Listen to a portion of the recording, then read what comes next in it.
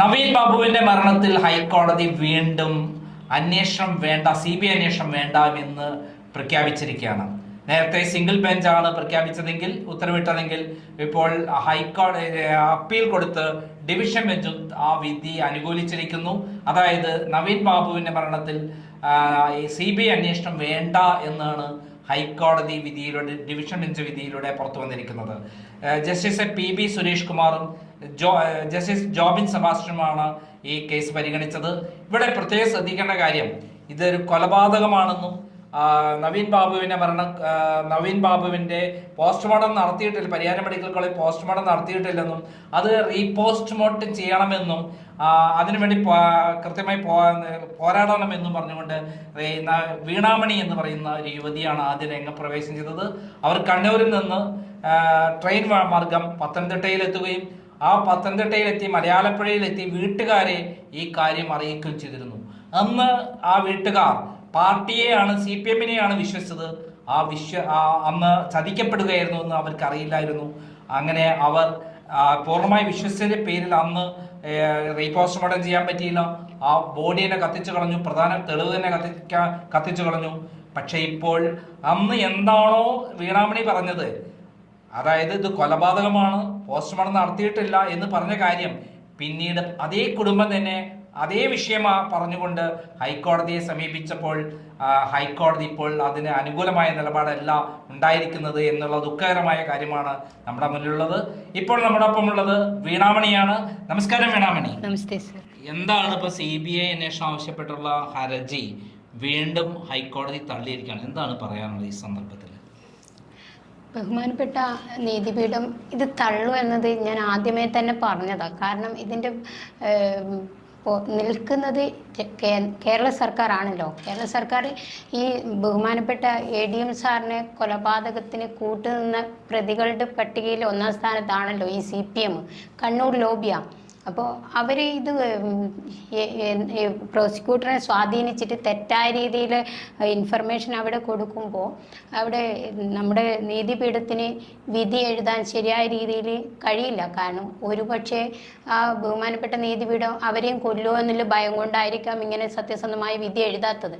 പക്ഷേ ഞാൻ നീതിപീഠത്തിനോട് താഴ്മയോട് ചോദിക്കരുതെന്ന്, ഇത്രയും നീട്ടേണ്ട ആവശ്യം ഉണ്ടായിരുന്നില്ല. പറ്റില്ലെങ്കിൽ പറ്റില്ല എന്ന് ആദ്യമേ തന്നെ പറഞ്ഞില്ലെങ്കിൽ ഈ വിധിയെ നമ്മൾ എല്ലാ തെളിവുകളും നശിപ്പിക്കാൻ വേണ്ടിയുള്ള സമയമാണ് ഇവിടെ കൊടുത്തിരിക്കുന്നത്. അത് കൊടുത്തു കഴിഞ്ഞു. അപ്പോൾ അവിടെ ഈ നീതിപീഠത്തിൽ നിന്ന് ഇത്രയും കാലത്തേക്ക് നീട്ടേണ്ട ആവശ്യം ഉണ്ടായിരുന്നില്ല. അപ്പോൾ ഇതിൻ്റെ അകത്ത് നിന്ന് പ്രതീക്ഷിക്കാൻ നമുക്ക് ഗവൺമെൻറ്റിനോട് ഇനി പറയേണ്ടത് ബഹുമാനപ്പെട്ട മുഖ്യമന്ത്രിയോടാണ്. കേരള മുഖ്യമന്ത്രി എന്ന ആ പരമോന്നത പദത്തിലിരിക്കുന്ന ആ മുഖ്യമന്ത്രി, അവർക്കും ഒരു മകളുണ്ട്. നിങ്ങൾക്ക് എന്നെ ഇല്ലാതാക്കാം, എൻ്റെ ശരീരത്തിന്, പക്ഷെ ഒരു മനസ്സിനെയും ഇല്ലാതാക്കാൻ നിങ്ങളുടെ CPM പാർട്ടിക്ക് കഴിയില്ല. കണ്ണൂർ ലോബിയ എന്ന ആ അക്രമ രാഷ്ട്രീയം ഉപയോഗിച്ചിട്ട് ഒരു പാവം മനുഷ്യനെ കൊന്ന് കെട്ടിത്തൂക്കിയിട്ട് ഈ തെളിവുകൾ നശിപ്പിച്ച്, തെളിവുകൾ മുഴുവൻ നശിപ്പിച്ചിട്ടും ബഹുമാനപ്പെട്ട കോടതിയെപ്പോലും നിങ്ങൾ അവിടെ വ്യാഖ്യാനിച്ച് തെറ്റായ രീതിയിലുള്ള വ്യാഖ്യാനം കൊണ്ട് അവിടുത്തെ തെളിവുകളെ ഇല്ലാതാക്കിക്കൊണ്ട് നീതിപീഠത്തിൻ്റെ ശരിയായ നിലയിലേക്ക് പോകുന്നത് പോലും തടയം വെക്കാൻ വേണ്ടി പ്രോസിക്യൂട്ടറിനെ ഏൽപ്പിച്ച ദൗത്യം നിങ്ങൾ വിജയിച്ചു എന്ന് വിചാരിക്കുന്നത് നിങ്ങൾക്ക് വെറുതെയാണ്. നിങ്ങൾക്ക് വീണാമണിയുടെ ശരീരത്തിനെ നശിപ്പിച്ച് കളയാൻ പറ്റും. ബഹുമാനപ്പെട്ട ADM സാർ മരണപ്പെട്ട അന്ന് തൊട്ട് ഇന്ന് വരെ ഞാൻ കണ്ണൂരിലേക്കോ അല്ലെങ്കിൽ എൻ്റെ സ്വദേശത്തേക്കോ പോയിനില്ല. അതുകൊണ്ട് ഞാൻ വെല്ലുവിളിക്കുന്നത് ബഹുമാനപ്പെട്ട നീതിപീഠത്തിനോടും ഹൈക്കോടതിയോടും ഈ മുഖ്യമന്ത്രിയോടും CPM-ൻ്റെ കണ്ണൂരിലെ പാർട്ടിയോടാണ്. ഞാൻ ഏതറ്റം വരെ പോയിട്ടും രാഷ്ട്രപതി സുപ്രീം കോടതി കഴിഞ്ഞാൽ സുപ്രീം കോടതിയിൽ നിന്ന് എനിക്ക് എല്ലാ നീതിയും കിട്ടുമെന്ന് എനിക്കറിയാം. രാഷ്ട്രപതിയും ഉണ്ട് എന്ന കാര്യം നിങ്ങൾ ആരും മറക്കണ്ട. എല്ലാവരെയും കയ്യിലെടുക്കാമെന്ന് നിങ്ങൾ വിചാരിക്കേണ്ട. തീർച്ചയായിട്ടും സുപ്രീം കോടതിയിൽ നിന്ന് ഈ നീതി കിട്ടും. CBI വരും. ഞാൻ പറയുന്ന കുറേ വ്യക്തിത്വങ്ങളെ നുണപരിശോധന നടത്തിയിട്ടെങ്കിലും ഈ സത്യം തെളിയിക്കാൻ ഞാൻ മുന്നോട്ട് പോകും. അതായത് ഹൈക്കോടതിയുടെ ഇപ്പം വന്ന വിധിയും പൂർണ്ണമായി തെറ്റാണ് എന്നാണ് വീണാമണി പറയുന്നത്. ഉറപ്പായിട്ടും ഇത് ഫസ്റ്റിൽ ഞാൻ പറഞ്ഞതാ, നവീൻ ബാബു സാർ മരണപ്പെട്ടപ്പോൾ CPM പോയിട്ട്, അതായത് MV ജയരാജൻ പോയിട്ട് അവിടുന്ന് ബോഡി കത്തിച്ചപ്പോൾ അവിടുത്തെ അനുജനെ സ്വാധീനിച്ചിട്ട് സഹോദരൻ മരണപ്പെട്ട ആ സങ്കടത്തിൽ അവരെ മുതലെടുത്തു. CPM MV ജയരാജൻ അടക്കം പോയിട്ട് മുതലെടുത്തിട്ട് ഒരു പാവം സഹോദരനെ കയ്യിലെടുത്തിട്ട് ആ പാവം കുട്ടികളെ കയ്യിലെടുത്തുകൊണ്ട് ഇതിൻ്റെ തെറ്റായ രീതിയിൽ വ്യാഖ്യാനം കൊടുത്ത് അവിടെ ബോഡി കത്തിച്ചു. ഈ ബോഡി കത്തിക്കരുതെന്നും റീപോസ്റ്റ്മോർട്ടം ചെയ്യണമെന്നും സഹോദരനോടും ആ കുടുംബത്തോടും വീണാമണി ചെന്ന് പറഞ്ഞില്ലായിരുന്നു? ഞാൻ അന്ന് തന്നെ പറഞ്ഞതായിരുന്നു. ബോഡി ദഹിപ്പിക്കുന്നതിന് മുമ്പ് രാവിലെ 6:30 മണിക്ക് കണ്ണൂരിൽ നിന്ന് ഞാൻ നവീൻ ബാബു സാറിൻ്റെ അനുജനുണ്ട്, അഡ്വക്കേറ്റ് ആണെന്നൊക്കെ പറഞ്ഞതിൻ്റെ ബേസിലാണ് ആ പാവം മനുഷ്യന്, അതായത് ഈ ADM സാറിൻ്റെ അനുജനെ ഇവർ CPM വിലക്കെടുത്ത് പോയി. അതായത് ഞാൻ ഉദ്ദേശിക്കുന്നത് അവിടെ ചതിയിൽപ്പെടുത്തിയിട്ട് ഒരു പാവം മനുഷ്യനെ, ഒരു സഹോദരൻ മരണപ്പെട്ടപ്പോൾ മനസ്സ് തളർന്നു പറ്റും, ആ മനുഷ്യനെ കയ്യിലെടുത്തുകൊണ്ട് ഇവിടെ CPM വഞ്ചന ചെയ്തു, CPM ദുരുപയോഗം ചെയ്തു ആ പാപം മനുഷ്യൻ. അതായത് പരിയാരം മെഡിക്കൽ കോളേജിൽ കൊണ്ടുപോയി പോസ്റ്റ്മോർട്ടത്തിന് കൊണ്ടുപോയത് ഒന്ന് മാർക്സിസ്റ്റ് പാർട്ടിയുടെ കീഴിലുള്ള ആ മെഡിക്കൽ കോളേജിൽ ഈ 2 പേരാണുള്ളത്. അതായത് ഇതുമായി ബന്ധപ്പെട്ട് 2 പേരാണ്, ഈ കൊലപാതകത്തിൽ ബന്ധപ്പെട്ട 2 പേരാണ് മെഡിക്കൽ കോളേജിൽ. ഒന്ന് പ്രശാന്ത്, രണ്ടാമത് ദിവ്യയുടെ ഹസ്ബൻഡ്. അവിടെ കൊണ്ടുപോകരുതെന്ന് ഈ കുടുംബം പറഞ്ഞതായിരുന്നില്ലേ?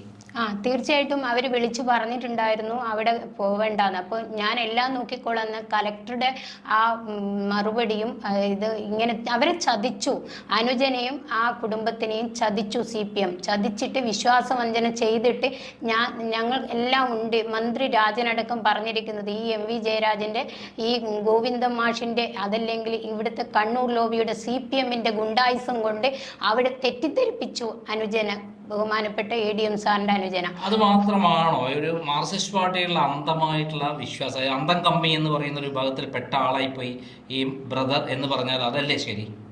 അതിപ്പം പിന്നെ സഹോദരനെ പിന്നെ ഏതൊക്കെ രീതിയിലാണ് സ്വാധീനിച്ചത്, അത് ശരിക്കും പറഞ്ഞാൽ ബോഡി കത്തിക്കുക എന്നത് ഇവരുടെ CPMന്റെ തന്ത്രമായിരുന്നു. അതിനവരെ ദുരുപയോഗം ചെയ്തു എന്നതിന് വേണ്ടിയിട്ടാണോ MV ജയരാജൻ അവിടെ കണ്ണൂരിൽ നിന്ന് കൂടെ പുറപ്പെട്ടത്? അത് തന്നെയായിരുന്നു അവരുടെ ലക്ഷ്യം. ഇത് ബോഡി കത്തിക്കുക കൂടി ചെയ്താൽ മാത്രമേ ആ ഒരു തെളിവ് നശിപ്പിക്കുക എന്നതൊരു ലക്ഷ്യം ഉണ്ടായിരുന്നു. അതിന് അവരേതറ്റം വരെ പോയി അതിന് വേണ്ടിയിട്ട് പാവ സഹോദരനെ കൂട്ടുപിടിച്ചു.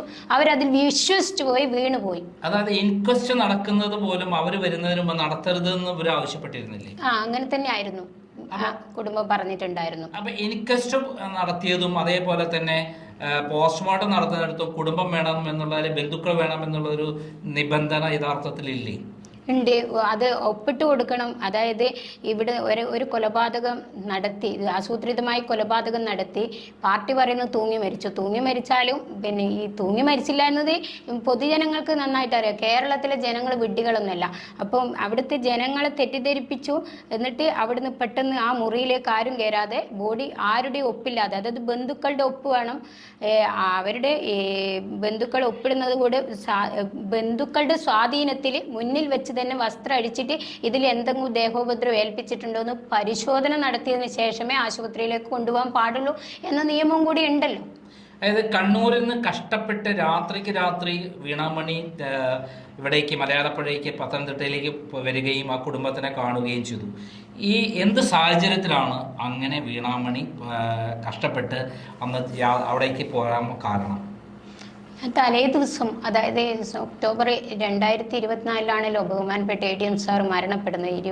പിന്നെ 15-നാണെന്ന് തോന്നുന്നു മരണപ്പെടുന്നത്. ഡേറ്റ് ഞാൻ ശരിക്കും പറയുന്നില്ല, കാരണം തെറ്റുപറ്റിയ അബദ്ധമുണ്ട. അപ്പോൾ ആ മരണപ്പെട്ട ദിവസം, അതിൻ്റെ തലേ ദിവസമാണ് ADM സാറിനെ അവഹേളിച്ചു, അപകീർത്തിപ്പെടുത്തി, അഭിമാനത്തെ ക്ഷതേൽപ്പിച്ചുകൊണ്ട് ദിവ്യ സംസാരിക്കുന്നു. അന്ന് ഷംസുദ്ദീൻ എന്ന ഡ്രൈവർ കൊണ്ടുപോകുന്നത് ഇവർ പറയുന്ന രീതിയിലുള്ള അവിടെയല്ല കൊണ്ടുപോയത്. അതായത് കൊണ്ടുപോയി മുനീശ്വരൻ കോവിലിൻ്റെ അവിടെ റെയിൽവേ സ്റ്റേഷൻ്റെ അടുക്ക് പോകേണ്ട ഒരു ആവശ്യമില്ല, മുനീശ്വരൻ കോവിലിൻ്റെ അടുക്ക് പോയിട്ടുമില്ല. അപ്പോൾ അവിടെ ഇറക്കി അങ്ങനെയൊക്കെ പറഞ്ഞ തെറ്റായ രീതിയിൽ ഇൻഫർമേഷൻ ഞാൻ ശ്രദ്ധിച്ചത് നവീൻ ബാബു സാർ മരണപ്പെട്ടു എന്ന് പറയുന്ന ദിവസം രാവിലെ, ഇന്നയാടെയാണ് ഇറക്കിയത്. ശരിക്കും ഇറക്കിയത് മറ്റൊരു ഭാഗത്ത്, കൊണ്ടുപോയത് ഇറക്കിയതല്ല, കൊണ്ടുപോയത് മറ്റൊരു ഭാഗത്ത്, പക്ഷേ ഇറക്കിയെന്ന് പറയുന്നത് മുനീശ്വരൻ കോവിലിൻ്റെ അവിടെ. അപ്പോൾ അത് കണ്ണൂരിലെ ക്യാമറകൾ നോക്കിയിട്ട് ഗവൺമെൻറ് കണ്ടുപിടിച്ചിട്ട് കോടതിയെ ധരിപ്പിക്കണം. അല്ലെങ്കിൽ ക്യാമറയിലെ രഹസ്യങ്ങൾ കണ്ടില്ല എന്നുണ്ടെങ്കിൽ CPMൻ്റെ ഗൂഢതന്ത്രത്തെ ക്യാമറയിലെ കാര്യങ്ങൾ മുഴുവൻ അവർ കളഞ്ഞു എന്ന് വേണം ജനങ്ങളെ മനസ്സിലാക്കാൻ. അപ്പം ഇവിടെ വീണാമണി കണ്ട ഭാഗങ്ങൾ കുറച്ച് മാറ്റമുണ്ട്. അവിടെയല്ല ഷംസുദ്ദീൻ ഇറക്കിയെന്ന് നുണ പറഞ്ഞത് എന്ന് മനസ്സിലായത് കൊണ്ട് തന്നെ അന്ന് തന്നെ വൈകുന്നേരം ഈ സാറിൻ്റെ അവിടെ ഈ കലക്ട്രേറ്റിൽ പോയിട്ട് അവിടുത്തെ ക്യാമറയിലുണ്ട് വീണാമണി പറയുന്നത് എവിടെയാണ് ഇറക്കിയതെന്ന് ഷംസുദ്ദീനോട് സംസാരിച്ചപ്പോൾ പറയുന്നത് ഇന്നേ സ്ഥലത്ത്. അപ്പോൾ തന്നെ ഞാൻ പറഞ്ഞു അവിടെ ഇറക്കിയില്ല, ഞാൻ കണ്ടിട്ടുണ്ടായിരുന്നു. അപ്പം പറഞ്ഞ ഭാഗങ്ങൾ തെറ്റായ രീതിയിലാണ്, അതുകൊണ്ട് നിങ്ങൾ ഇതിൻ്റെ അകത്ത് കൂട്ടുനിന്നു, കൊലപാതകത്തിന് കൂട്ടുനിന്നു എന്ന് പറഞ്ഞിട്ട് അവിടെ നിന്ന് തന്നെ ഞാൻ പോലീസിനെ വിളിച്ച് പറയുന്നുണ്ട് ഈ ബഹുമാനപ്പെട്ട ADM സാറിനെ CPM കൊന്നതാണ് എന്ന് പറഞ്ഞിട്ടാണ് ഞാൻ ഇങ്ങോട്ടേക്ക് മലയാളപ്പുഴയിലേക്ക് ട്രെയിൻ കയറുന്നത്. അതായത് അതിന് മുമ്പായിട്ടൊരു കാര്യം കൂടെ വളരെ പ്രധാനമാണ്. അതായത് പോസ്റ്റ്മോർട്ടം നടത്തിയ പരിയാരം മെഡിക്കൽ കോളേജിൽ പോസ്റ്റ്മോർട്ടം നടത്തിയിട്ടില്ല എന്ന് കട്ട് ആൻഡ് റൈറ്റ് ആയിട്ട് വീണാമണിയാണ് ആദ്യമായിട്ട് ലോകത്തോട് വിളിച്ചു പറയുന്നത്. അത് എന്തിന്റെ പോസ്റ്റ്മോർട്ടത്തിന്റെ കോടതി ഒന്നും കൂടി ആ ഫോട്ടോസ് നോക്കിയാൽ മതിയായിരുന്നു, ജഡ്ജിനും മനസ്സിലാവും ആ ഫോട്ടോസ്. അതായത് നവീൻ ബാബു സാറിന് അന്ത്യചുംബനം ഭാര്യ കൊടുക്കുന്ന സമയത്ത് സ്കള്ള് ആ മുഖത്തിന് എവിടെയും തലയോട്ടിക്ക് തുറന്നിട്ടുള്ള ഓപ്പറേഷൻ കാണുന്നില്ല. നിങ്ങൾക്കത് ശ്രദ്ധിച്ചാൽ മനസ്സിലാവും, ഏതു വ്യക്തിക്കും മനസ്സിലാവും. അപ്പോൾ ഞാൻ ഈ മരണപ്പെട്ടെന്ന് പറഞ്ഞപ്പോൾ മുൻകാലങ്ങളിൽ അവിടെ പ്രവീണും ഡോക്ടർ പിന്നെ ശ്രീജിത്ത് ഡോക്ടർ ഇത് മുൻപിൽ ഒരുപാട് കൊലപാതകങ്ങൾ നടന്നതിപ്പോൾ ഇതൊക്കെ തൂങ്ങി മരണം ആണെന്ന് വിധിയിരുത്തിക്കൊണ്ട് എഴുതിയ പോസ്റ്റ്മോർട്ടം റിപ്പോർട്ട് എൻ്റെ കയ്യിലുണ്ട്. അപ്പോൾ അങ്ങനെ ആയതുകൊണ്ട് തന്നെ ഞാൻ അന്ന് വിളിച്ചു പറഞ്ഞു നവീൻ ബാബു സാറിൻ്റെ പോസ്റ്റ്മോർട്ടം നടത്തുന്നുണ്ടോ എന്ന് നിങ്ങളൊന്ന് അന്വേഷിക്കണം, അതൊന്ന് ശ്രദ്ധിച്ചിട്ട് എനിക്ക് മറുപടി തരണം എന്ന് പറഞ്ഞു. അന്ന് സാറിന് 12 മണിക്ക് എൻ്റെയും പരിയാരം മെഡിക്കൽ കോളേജിലെ ഒരു നീതിമാനായ സത്യസന്ധനായ, ഞാൻ പേര് വെളിപ്പെടുത്തുന്നില്ല, അവിടുത്തെ ഒരു ഡോക്ടേഴ്സിൻ്റെ മറുപടി എനിക്ക് കിട്ടിയത് ഇവിടെ പോസ്റ്റ്മോർട്ടം ചെയ്തിട്ടില്ല എന്നും അവർ അവിടെ പോസ്റ്റ്മോർട്ടം ചെയ്യാതെ പൊതിഞ്ഞു കെട്ടിയിട്ട് MV ജയരാജനടക്കം അവിടുത്തെ ഡ്രസ്സും മറ്റ് സാധനങ്ങളുമായിട്ട് കൊടുത്തു വിട്ടു എന്നാണ് 12 മണിക്ക് എന്നെ അറിയിച്ചിരുന്നത്. അതായത് MV ജയരാജൻ അവിടുന്ന് അത് കളക്ട് ചെയ്യുന്നു, ആരെയും കാണിക്കാതെ. അതായത് ഒരു സാമാന്യ മര്യാദയ്ക്ക് സ്വന്തം സബോർഡിനേറ്റ്സിന്, റവന്യൂ ഉദ്യോഗസ്ഥന്മാരുടെ കളക്ടറേറ്റിലെ ആളുകളെ കാണിക്കാൻ പോലും സമ്മതിക്കാതെ വളഞ്ഞ വഴി കൂടെ കൊണ്ടുപോയി പത്തനംതിട്ടത്തേക്ക് കടത്തുകയായിരുന്നു അതെ, കണ്ണൂർ പൊതുദർശനത്തിന് വെച്ചിനെങ്കിൽ MV ജയരാജനും ഇവിടുത്തെ കണ്ണൂർ ലോബിയെ ഈ കൊലപ്പെടുത്തിയത് എങ്ങനെയാണെന്ന് അവിടുത്തെ നല്ലവരായ പൊതുപ്രവർത്തകരും അവിടുത്തെ കലക്ട്രേറ്റിലെ നല്ലവരായ സത്യസന്ധരായ ഒന്നും മിണ്ടാതെ എല്ലാം സഹിച്ചു നിൽക്കുന്ന ഉദ്യോഗസ്ഥന്മാരും ഇത് വിളിച്ചു പറയുമായിരുന്നു. ഈ റീപോസ്റ്റ്മോർട്ടം ചെയ്യണം അതേപോലെ എന്ന് പറഞ്ഞുകൊണ്ട് വീണാമണി അവിടെ മലയാളപ്പുഴയിൽ പോവുകയും ഈ വീട്ടുകാരോട് പറയുകയും ചെയ്ത ഒരു സംഭവം അന്ന് അവർ അത് കേട്ടിരുന്നെങ്കിൽ എന്തായിരുന്നു ഇപ്പോഴത്തെ സ്ഥിതി? ഇന്ന് ഇപ്പൊ അവിടെ അനുജൻ, ആ പാവ സഹോദരൻ, ബഹുമാനപ്പെട്ട ADM സാർ മരണപ്പെട്ടപ്പോൾ അനുജനെ സ്വാധീനിപ്പിച്ചിട്ട് തെറ്റിദ്ധരിപ്പിച്ചിട്ടുണ്ടായ വിഷയങ്ങളാണ് ഇവിടെ ഉണ്ടായത്. ആ അനുജൻ ഇതിൽ ബോഡി ഒന്ന് അഴിച്ചു നോക്കിയിരുന്നുവെങ്കിൽ ഇന്ന് CPMന്റെ MV ജയരാജനടക്കം, ഗോവിന്ദമാഷ് അടക്കം, ഗോവിന്ദമാഷ മോനടക്കം, ശ്യാമള എന്ന വ്യക്തി വൈഫ് അടക്കം, ഗോവിന്ദമാഷിന്റെ വൈഫ്, പിന്നെ അതുപോലെ തന്നെ ദിവ്യ അടക്കം, ദിവ്യയുടെ ഹസ്ബൻഡ്, കലക്ടർ ഷംസുദ്ദീൻ എന്ന ഡ്രൈവർ, അതുപോലെ പ്രവീൺ എന്ന ആ ഡോക്ടർ, ഇവരൊക്കെ അറസ്റ്റ് ചെയ്ത് ജയിലിൽ ഉണ്ടാവുമായിരുന്നു. കുടുംബത്തിനെ സ്വാധീനിച്ച് അവർ കളഞ്ഞത്.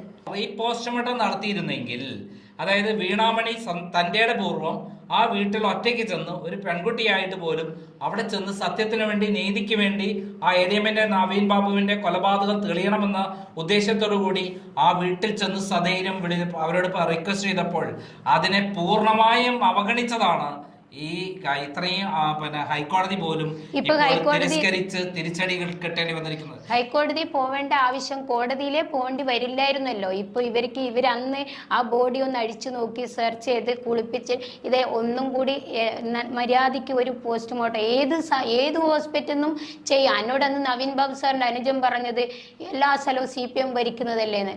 നമുക്ക് ആവശ്യമാണെങ്കിൽ എവിടെ നിന്നും ചെയ്യാം, നമ്മുടെ സഹോദരനാണ്. അപ്പോൾ അവരുടെ ആ മനസ്സിലെ ഞാനുണ്ട്, എല്ലാം ഞാൻ നോക്കിക്കോളും എന്ന് പറഞ്ഞ് MV ജയരാജൻ നടത്തിയ സമ്മർദ്ദം, CPM നടത്തിയ സമ്മർദ്ദം, മന്ത്രി രാജൻ എന്ന ആ വ്യക്തി നടത്തിയ സമ്മർദ്ദം, ആരോഗ്യമന്ത്രിയായ വീണ ജോർജ് എന്ന വ്യക്തി നടത്തിയ സമ്മർദ്ദം, ആ പാർട്ടിയെ അന്ധമായി വിശ്വസിച്ചുകൊണ്ട് അനിയന് ഇതൊന്നും ചെയ്യാൻ കഴിഞ്ഞില്ല. അതാണ് അടിമയായി മാറി. പാർട്ടി അനുജന്റെ അതായത് നവീൻ ബാബുവിന്റെ കൊലപാതകത്തെക്കാൾ പോസ്റ്റ്മോർട്ടം നടത്തിയത് തെറ്റാണെന്ന് പറഞ്ഞ് അറിയിച്ചിട്ടും അതൊന്നും വിശ്വസിക്കാതിരുന്നത് ഒരു CPM അന്തം കമ്മിയായിരുന്നു ഇദ്ദേഹത്തിന്റെ സഹോദരൻ എന്നുള്ളതാണ് നമ്മൾ മനസ്സിലാക്കേണ്ടത്. ഇപ്പോൾ അവർ കരയുകയാണ്, ഇപ്പോൾ നിലവിളിക്കുകയാണ്, ഹൈക്കോടതിയിൽ ഹർജി കൊടുത്തിട്ടും തള്ളുകയാണ്. അതിനൊന്നും ആവശ്യമുണ്ടാകുമായിരുന്നില്ല. അന്നൊരു ധീരമായ നിലപാടെടുത്തിരുന്നെങ്കിൽ, അതായത് ആ ദുഃഖത്തിനിടയിലും ദുഃഖമാണ്. എന്നോട് ഷാജഹാൻ പറഞ്ഞത് അവര് ട്രോമയിലായിരുന്നു ആ സമയത്ത്. അതായത് വീണാമണി പോയി ഈ കാര്യം പറഞ്ഞു, അപ്പോൾ അവർക്ക് മറ്റൊന്ന് ചിന്തിക്കാൻ പറ്റാത്ത വിധത്തിലുള്ള ഒരു ട്രോമയിലായിരുന്നു. അത് ശരിയാണ്. പക്ഷേ സ്വന്തം സഹോദരൻ കൊല്ലപ്പെട്ടതാണെന്നും പോസ്റ്റ്മോർട്ടം നടത്തിയിട്ടില്ലെന്നും ഒരാൾ വന്ന് പറയുമ്പോൾ, ഒരു ചെറിയ കുട്ടിയാണെങ്കിലും സത്യം വിളിച്ചു പറയാൻ ഒരാൾ വന്ന് പറയുമ്പോൾ അത് ശ്രദ്ധിച്ചിരുന്നെങ്കിൽ ഇപ്പോൾ മറ്റൊന്നാകുമായിരുന്നു സ്ഥിതി. യഥാർത്ഥത്തിൽ ഹൈക്കോടതി വിധി ഹൈക്കോടതിയിലേക്ക് പോലും ഹർജിയുമായി പോകേണ്ടി വരുമായിരുന്നില്ല. ഇപ്പോൾ എല്ലാ തെളിവുകളും, പ്രധാനപ്പെട്ട തെളിവ് കത്തിച്ചു കളഞ്ഞിരിക്കുന്നു. അതിന് അവർക്ക് ഇൻഡയറക്റ്റായി കൂട്ടു നിൽക്കേണ്ടി വന്നു. അതായത് മാർക്സിസ്റ്റ് പാർട്ടി ആസൂത്രിതമായി ഗൂഢാലോചന നടത്തി MV ജയരാജനെ കണ്ണൂരിൽ നിന്ന് പത്തനംതിട്ടയിൽ പറഞ്ഞയച്ച് അവരെ കൂടെ നിന്ന് ഞങ്ങളുണ്ട് കൂടെ, ഞങ്ങളെല്ലാം ചെയ്തിട്ടുണ്ട്, പോസ്റ്റ്മോർട്ടം നടത്തിയിട്ടുണ്ട്, ഇൻക്വസ്റ്റ് കൃത്യമായി നടത്തിയിട്ടുണ്ട്, ഒന്നുകൊണ്ടും പേടിക്കണ്ട എന്ന് പറഞ്ഞ് പറ്റിച്ച് ഈ കുടുംബത്തെ വഞ്ചന ചെയ്തു. ആ പാവം പൊന്നു മക്കളെ തെറ്റിദ്ധരിപ്പിച്ചിട്ട്, അതായത് ഇതിനകത്ത് നേരായ മാർഗത്തിൽ നല്ലൊരു അച്ഛനാ, നല്ലൊരു പൊന്നു മക്കളെ അനാഥയാക്കിയിട്ട് അവരുടെ മുന്നിൽ ഇപ്പോഴും അഭിനയിച്ചു കൊണ്ടിരിക്കുന്നു CPM എന്ന പാർട്ടി. അതാണ് ആ കുഞ്ഞു മക്കളെ ഇത്രയും വേദനിപ്പിക്കാൻ വേണ്ടിയിട്ട് അവർ ഇന്ന് പറഞ്ഞിട്ടുണ്ട്. വീണാമണി എന്ന സ്ത്രീ അങ്ങനെയൊക്കെ പറഞ്ഞിട്ടൊരു വാചകം ഇട്ടിട്ടുണ്ട് ആ കുട്ടികൾ, ആ പൊന്നു മക്കൾ. അപ്പോൾ ആ കുട്ടികൾ, ആ പൊന്നു മക്കൾ എന്ത് പറഞ്ഞാലും എനിക്കൊരു പ്രശ്നമില്ല. കാരണം എന്നെ തളർത്താൻ ഇതൊന്നും കൊണ്ടും ആവില്ല. ഞാൻ സുപ്രീം കോടതിയിൽ ഫയൽ ചെയ്തു വെച്ചിരിക്കുന്ന അതിന്റെ ബാക്കി ഭാഗങ്ങളിലേക്ക് ഞാൻ നീങ്ങും. ഇതിന്റെ കേസിന്റെ അന്വേഷണം ഞാൻ സുപ്രീം കോടതിയിൽ നിന്ന് ഞാൻ നേടിയെടുക്കും. എനിക്ക് നീതി കിട്ടും.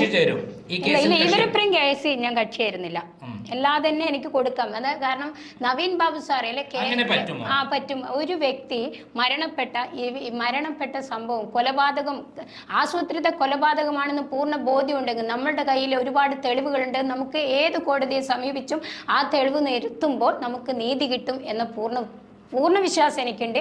ഇതിന്റെ പുറകെ തന്നെ ഞാൻ പോയിരിക്കും. എനിക്കത് നീതി വാങ്ങിക്കാൻ കഴിയും, ഉറപ്പുണ്ട്.